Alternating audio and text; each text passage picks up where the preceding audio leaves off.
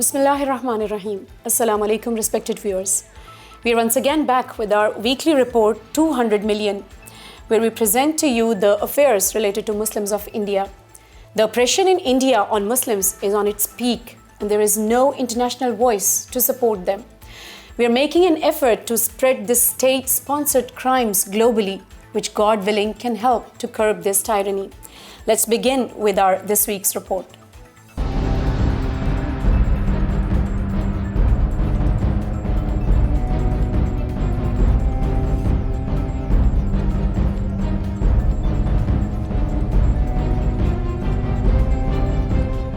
To start with, unless every Hindu is equipped with weapons, they cannot be secured from Muslims. Once again, Yati Narsimhanand organized a 3-day hate conclave in Haridwar, where in a mass gathering, he provoked Hindus to weaponize themselves.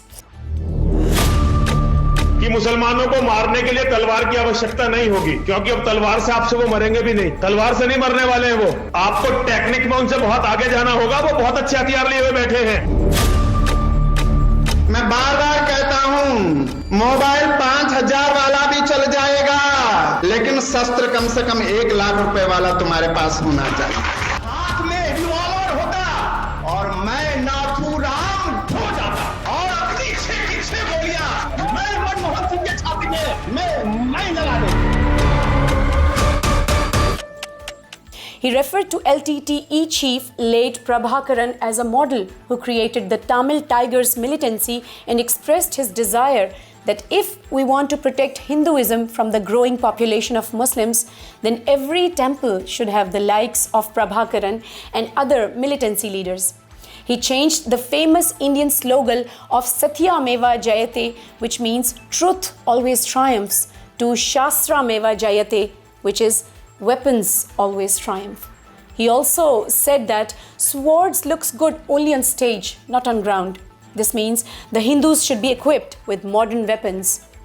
When he was questioned in post-gathering meeting that many Muslims are with BJP and they even raise the slogans of Jai Shri Ram, he replied that this is just eyewash. Unless they convert to Hinduism and not leave Islam, they are our enemies. He once again brutally insulted Holy Prophet ﷺ, quoting Wasim Rizvi's statements from his book, as the religion of Islam is an outcome of a crazy person born 1400 years before. Despite of such blatant hate speeches given by Yati Narsimhanand, there is no legal action taken on him. An FIR has been registered against Wasim Rizvi and some others for namesake eyewash, whereas the key persons are untouched.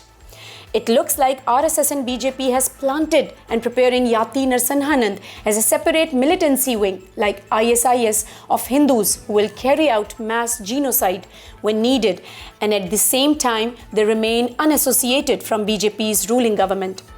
An international issue, if it becomes, would be on Narsimhanand and not RSS or BJP. We can only say when such kind of preparations are apparent for beheading every Muslim in India, what are the Muslims thinking, planning to do at least to secure themselves? This is a big question mark on which the entire world is perplexed. That how come 200 million Muslims are demonstrating such level of patience with every day increasing aggression? Ustad Sayyid Jawad Naqvi in his Friday sermon also raised this issue and warned India that whatever you do, others will learn from you. If today some groups of Hindus are arming themselves against Muslims, then tomorrow other Hindu groups, Sikhs, Christians, all will take the same path of extremism, and in every straight corner of India there will be bloodshed, and then you won't be able to control the situation and give salvation to India. आप जो कुछ कर रहे हैं लोग सीख रहे हैं, आप सिखा रहे हो लोगों को ये सब कुछ, ये तशद्दुद, ये जुनूनियत, ये बलवे, ये आप ट्रेनिंग दे रहे हो लोगों को। हिंदू कर रहे हैं, ये भी दूसरे सीखेंगे, सब सीखेंगे, सिख भी सीखेंगे, मसीही भी सीखेंगे, बुद्धिस्ट भी सीखेंगे, और हिंदुओं के साथ कल को यही कुछ होगा जो कुछ वो आज करने जा रहे हैं। Reviving all temples of India from Muslim invaders, says Modi.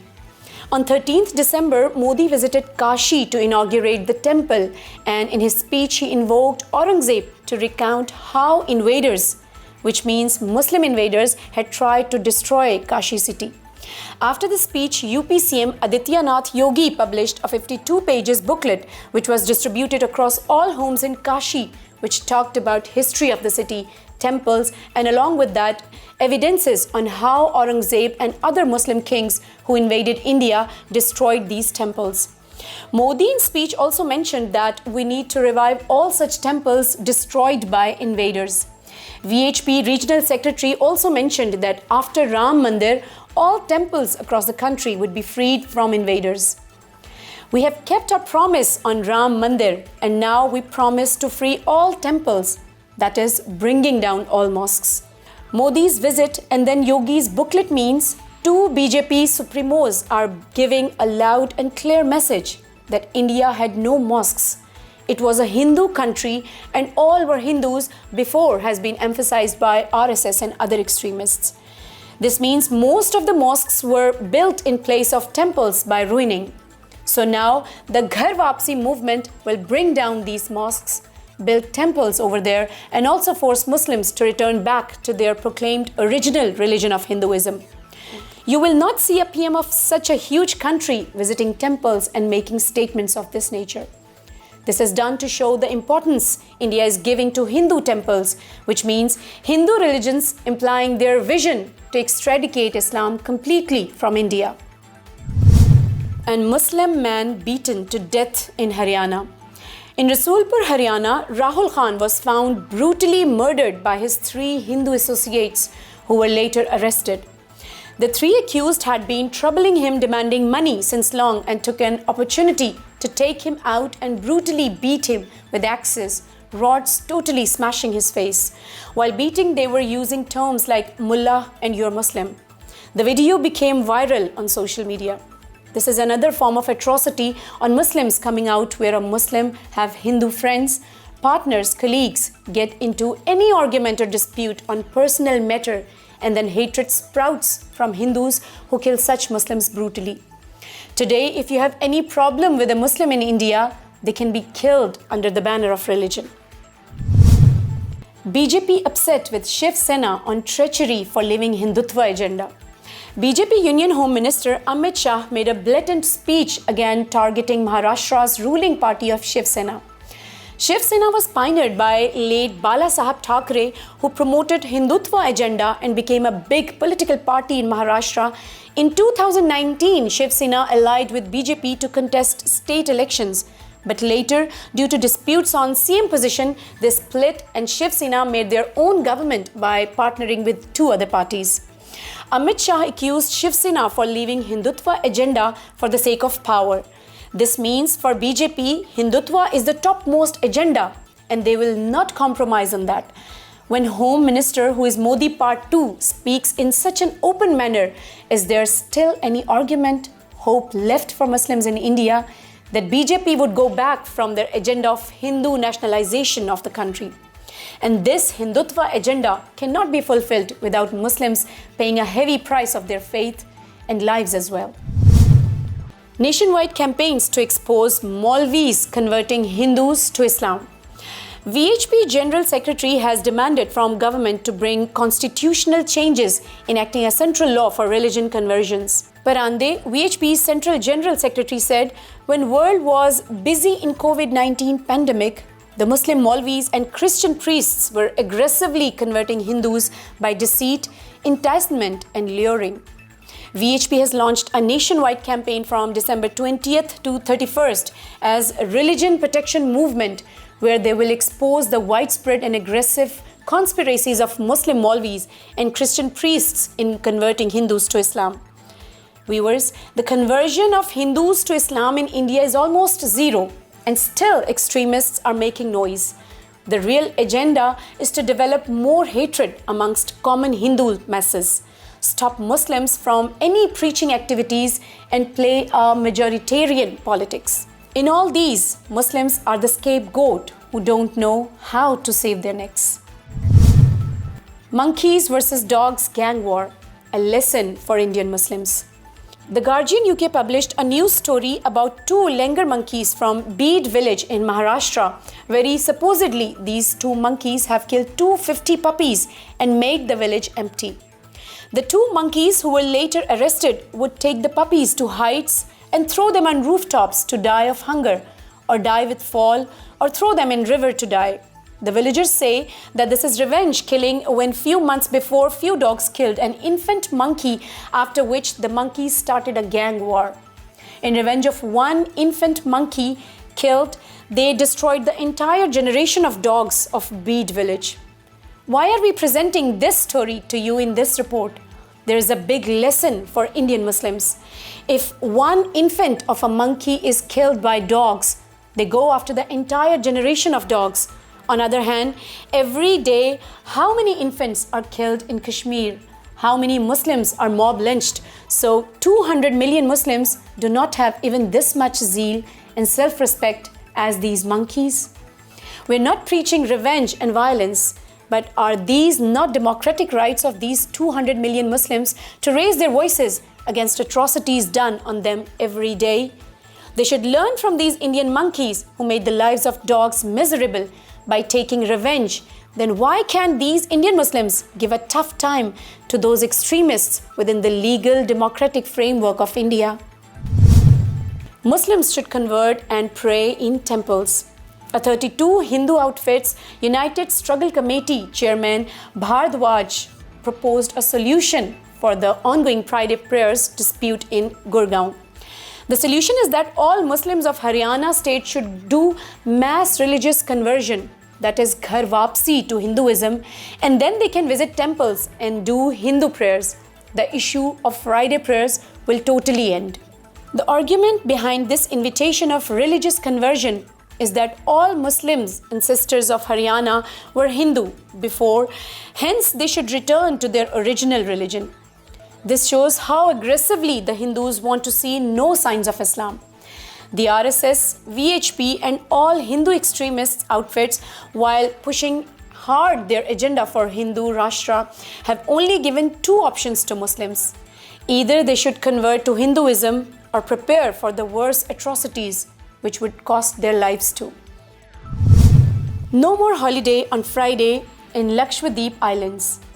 The iconic Lakshadweep Islands location near the state of Kerala in India again flashes in news when Union Ministry changed a 6-decade-old tradition of Friday being a holiday. With 97% population on island being Muslims, Friday has been practiced as a day of worship and was official a weekend day off on island. This has been changed to Sunday now under the prejudicial governor Praful Patel.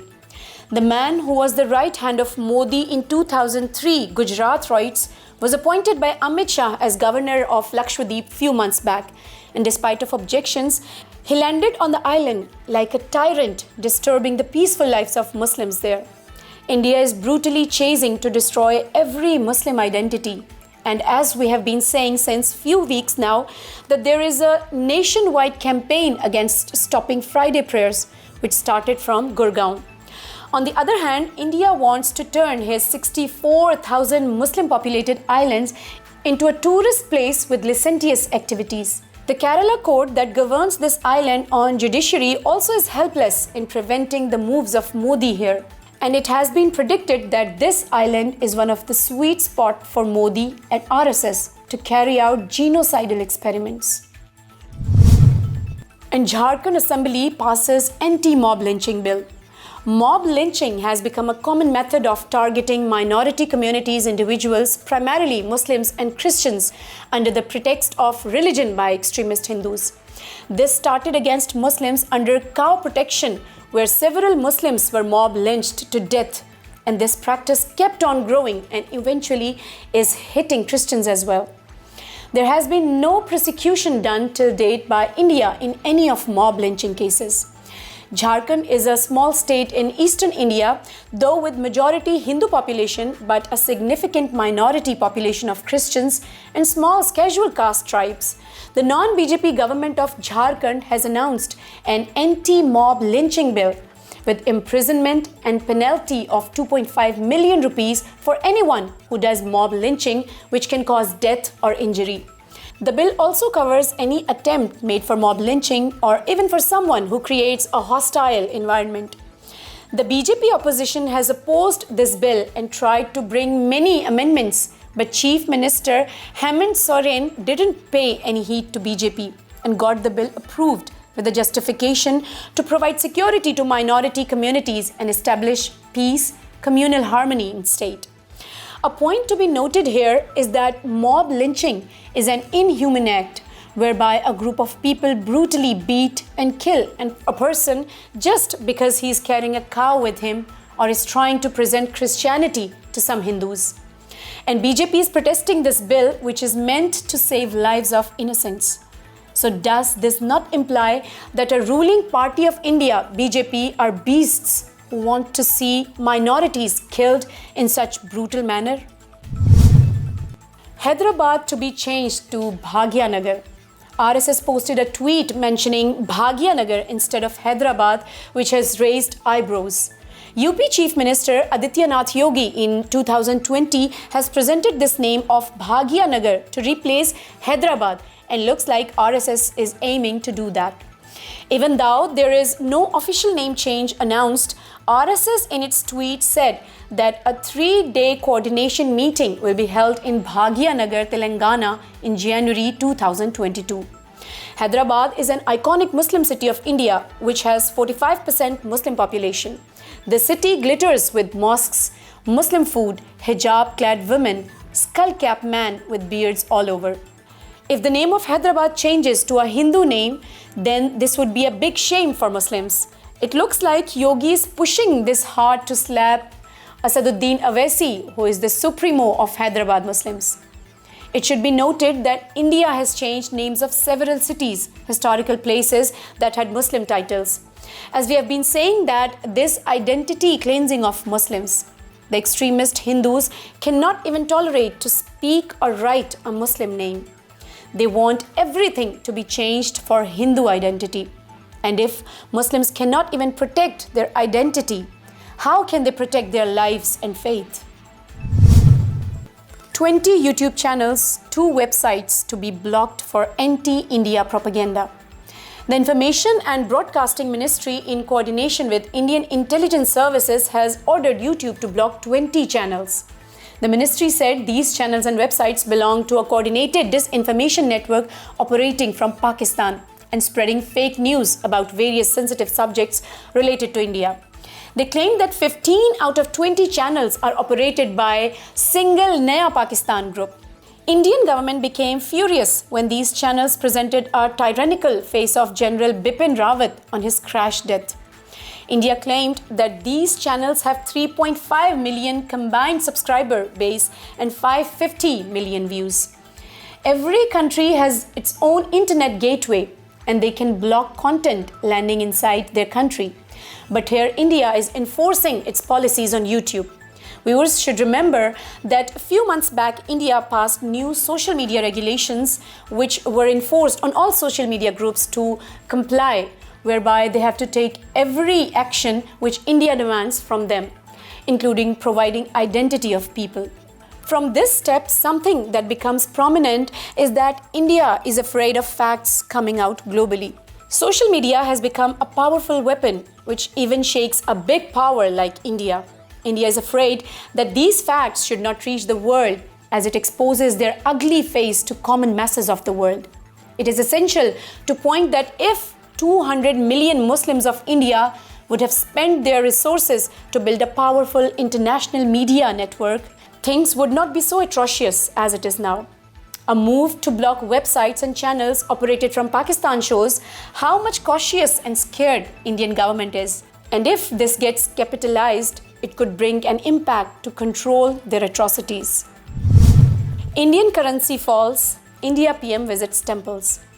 The Indian currency is raising alarm as it is continuously falling. The rupee is expected to hit 78 by March.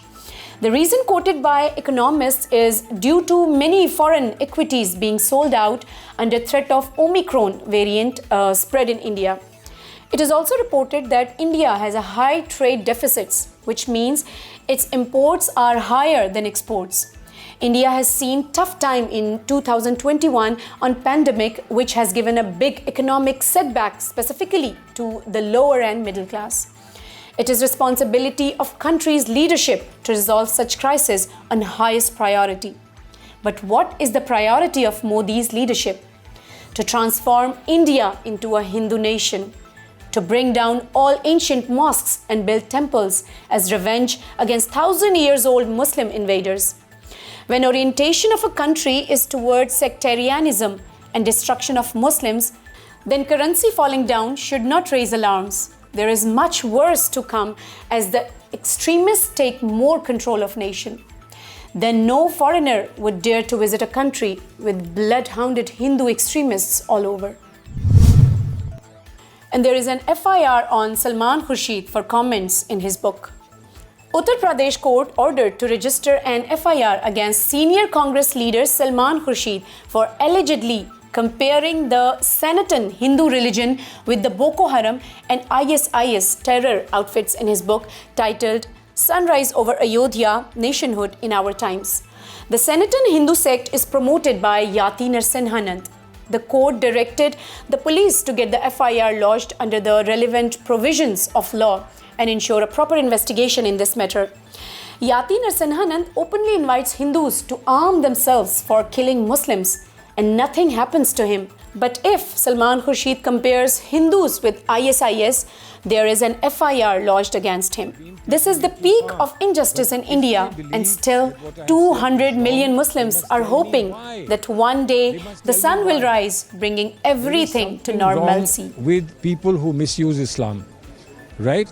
I can say that, but I can't say there is something wrong with people who misuse Hinduism. I can't say that. Why can't I say that? Because they have a monopoly on Hinduism. And viewers, Christian shrine vandalized in Karnataka. A Christian shrine was allegedly vandalized in Susai village, Karnataka, Thursday.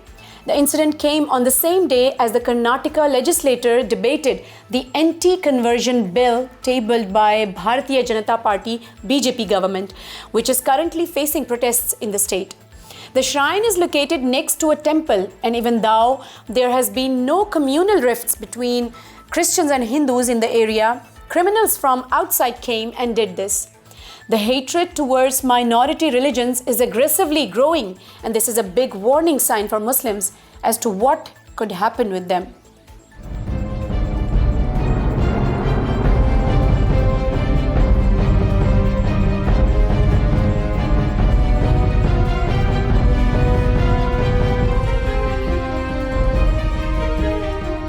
Viewers, this was our weekly report on Indian Muslims.